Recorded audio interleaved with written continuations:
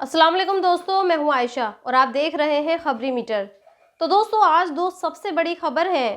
पहली खबर यह है कि इजराइल लेबनान के साथ सीज फायर के लिए तैयार हो गया है, यानी अब वो लेबनान के साथ युद्ध नहीं लड़ेगा। हालांकि ये सीज फायर कुछ शर्तों और धमकी के साथ हुआ है। आज मैं आपको ये बताऊंगी कि क्या नेतन्याहू जैसे जालिम हुक्मरान पर पूरी दुनिया को यकीन और भरोसा करना चाहिए। और आज की दूसरी बहुत बड़ी खबर यह है कि पाकिस्तान में नरसंहार हुआ है, जिसे अंग्रेजी में मासेकर कहते हैं। शायद आपने ये शब्द सुना भी होगा। इसराइल जब फिलिस्तीन के गाजा में लोगों पर बम गिराता है तो दुनिया उसे मासेकर ही कहती है, लेकिन आज यही मासेकर यानी नरसंहार पाकिस्तान में हुआ है और पाकिस्तान की आर्मी ने अपने ही देश के लोगों को गोलियों से छलनी कर दिया है। मैं आपको लहूलुहान पाकिस्तान की तस्वीरें नहीं दिखा सकती, क्योंकि ये तस्वीरें इतनी खतरनाक हैं जिसे ना तो देखा जा सकता है और ना ही शब्दों के साथ बयान किया जा सकता है। लेकिन हाँ, इस मासेकर पर पाकिस्तान में इमरान खान की पार्टी ने जो पोस्ट लिखी है वो ज़रूर पढ़कर बता सकती हूँ। पीटीआई की लिखी पोस्ट के मुताबिक the nation is droning in blood. Armed security forces launched a violent assault on peaceful PTI protester in Islamabad, firing live rounds with the intent to kill as many people as possible. Pakistan is experiencing its darkest hour since the massacre in East Pakistan in 1971. सीधे और सरल लफ्ज़ों में कहूँ तो पाकिस्तान में कल रात पुलिस और सेना की फायरिंग में 80 से ज़्यादा लोग मारे जा चुके हैं। इस्लामाबाद की सड़कों पर खून की नदियाँ बह रही हैं, हज़ारों लोग घायल हो चुके हैं। सोचिए, पाकिस्तान एक मुस्लिम मुल्क है, वहाँ की आवाम भी मुस्लिम है, वहाँ की सरकार भी मुस्लिम है, वहाँ की आर्मी भी मुस्लिम है और वहाँ की अपोजिशन में रहने वाली पार्टियाँ भी मुस्लिम हैं। बावजूद इसके वहां पर कत्लेआम हो रहा है, लोगों को मारा जा रहा है। और जानते हैं क्यों मारा जा रहा है? क्योंकि जेल में बंद इमरान खान की पार्टी अपने लीडर को छुड़ाने के लिए प्रोटेस्ट कर रही है। और जब इस पार्टी के लोग प्रोटेस्ट करते हुए पाकिस्तान की राजधानी इस्लामाबाद पहुंचे और उन्होंने पाकिस्तान के प्रधानमंत्री शहबाज शरीफ के घर का रुख किया था, तो उन्हें रोकने के लिए पाकिस्तान की सरकार ने गोलियां चलवा दी थीं। आज मैं आपको पाकिस्तान से आई एक और तस्वीर दिखाना चाहती हूँ, और वो तस्वीर ये है। एक शख्स कंटेनर पर नमाज पढ़ रहा होता है, तभी आर्मी के कुछ ऑफिसर आते हैं और इसे धक्के देते हुए नीचे फेंक देते हैं। आज इस तस्वीर को देखकर मुझे अपने मुल्क दिल्ली की एक तस्वीर याद आ गई, जब दिल्ली पुलिस के एक जवान ने भी कुछ इसी तरह से सड़क पर नमाज पढ़ते हुए लोगों को धक्का दिया था, उन्हें लातें मारी थी। लेकिन तब भी मुझे इतना अफसोस नहीं हुआ था जितना आज हो रहा है, क्योंकि दिल्ली पुलिस के जिस जवान ने नमाजियों पर लातें मारी थी वो गैर मुस्लिम था।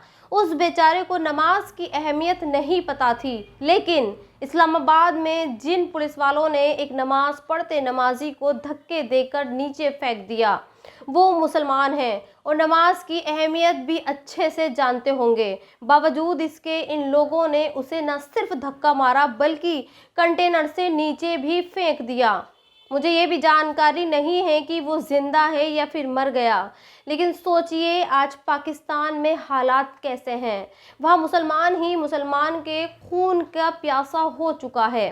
एक इमरान खान है जिन्हें ये लगता है कि जिन चार्जेस और आरोपों के बिना पर उन्हें जेल में डाला गया है वो गलत हैं, और दूसरी तरफ शहबाज शरीफ की सरकार है जो ये मान रही है कि इमरान खान ने धोखेबाजी की है, करप्शन किया है, इसीलिए उन्हें जेल में ही होना चाहिए। और इन दोनों के बीच पाकिस्तान की आवाम है जिसका खून बहाया जा रहा है। 80 लोग कम नहीं होते हैं और इन 80 लोगों को एक ही रात में गोलियों से छलनी कर दिया गया। ये ठीक ऐसा ही है जैसे इजराइल गाजा पर बमबारी करता है और वहाँ लाशों का ढेर लग जाता है।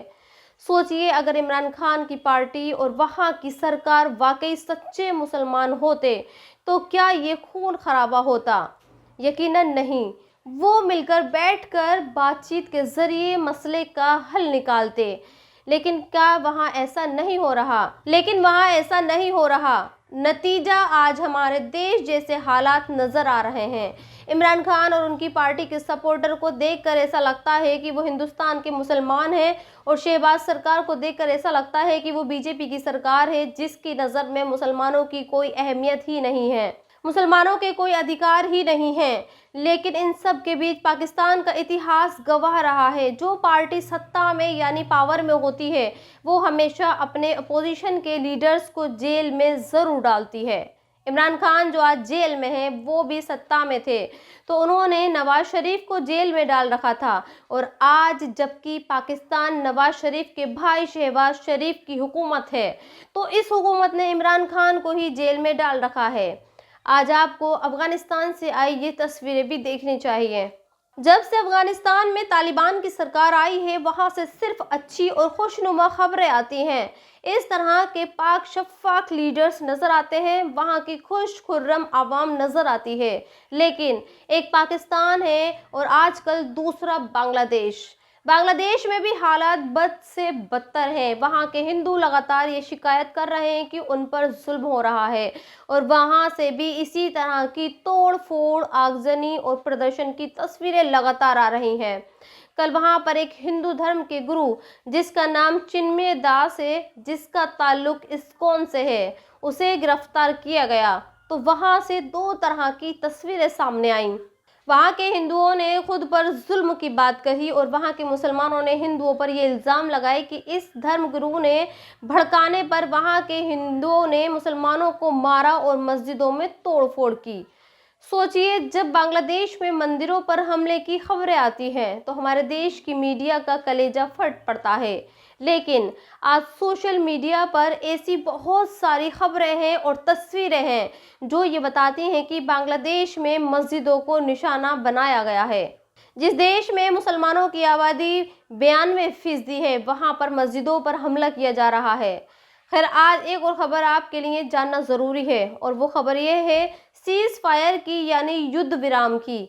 इजराइल ने कल रात प्रेस कॉन्फ्रेंस लेकिन के साथ की और ये कहा कि लेबनान के खिलाफ युद्ध नहीं लड़ेगा, मगर ये युद्ध विराम तब तक ही होगा जब तक हिजबुल्लाह खामोशी के साथ बैठा रहेगा।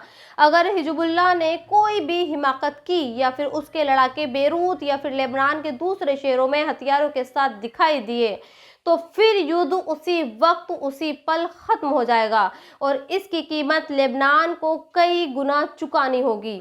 साथ ही इजराइल के एक आर्मी ऑफिसर अदरी ने इस सीज़ फायर के साथ ये धमकी भी दी कि कोई भी लेबनान लौटने की कोशिश ना करे।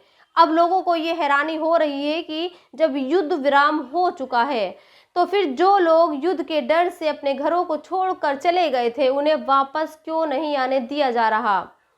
और अब इस सीज़ फायर के बाद अमेरिकी की आर्मी लेबनान पर हमले क्यों कर रही है।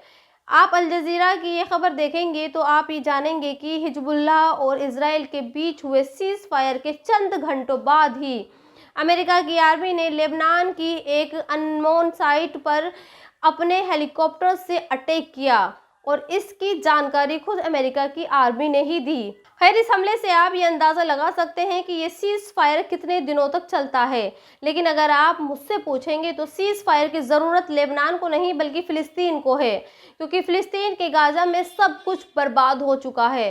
एक पूरा देश खंडर बन चुका है, वहाँ हज़ारों लोगों का खून बह चुका है। इसलिए आज दुनिया फ़िलिस्तीन के खिलाफ हो रहे युद्ध पर भी सीज़ फायर की वकालत करनी चाहिए, और इजराइल पर ये दबाव बनाना चाहिए कि वो गाज़ा में मासूमों का कत्लेआम बंद करे। तो दोस्तों, इस वीडियो में इतना ही। आप भी अपनी राय कमेंट्स बॉक्स में लिखकर मुझे ज़रूर बताएं, और अब तक आपने मेरे चैनल को सब्सक्राइब नहीं किया है तो प्लीज़ सब्सक्राइब ज़रूर कर दें। शुक्रिया।